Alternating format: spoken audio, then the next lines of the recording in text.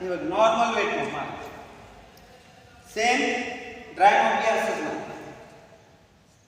दोन्ही ह्या पद्धतीनं काम केलं याला जास्त वेळ नाही लागेल. पब्लिक एरियामध्ये आपण मारतो तर हा जास्त वल्ला नाही पाहिजे.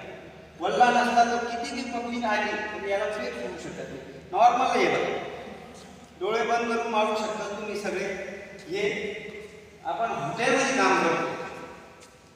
हॉटेलमध्ये काम करताना हे गोष्टी आपल्याला माहीत पाहिजे. कचाला तुम्हाला वेट मॉप मारायचं आहे, तुम्हाला ड्राय मॉप करायचं आहे, तुम्हाला डस्टिंग करायची आहे, तुम्हाला ग्लास साफ करायचं आहे, तुम्हाला पूर्ण केमिकलचे नाव माहीत पाहिजे. इकडं कोणत्या कंपनीचे केमिकल येतात?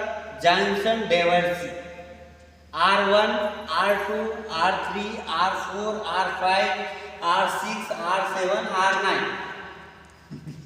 फक्त R लावायचं. हां R1 हे सगळं शिकवा. प्रमाण एकदम कोणता येत नाही. सगळं एक शिकवा.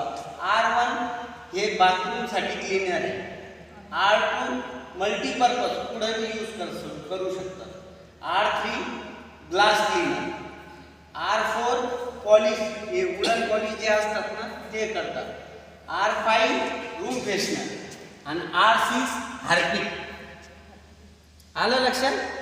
तर नॉर्मल हे काम करायचं. काही जास्त हार्ड काम नाही आहे. आपलं साधा हाऊसकीपिंग काम करायचं. एक मावशी तुम्हाला दाखवलं काही वेळ लागत नाही.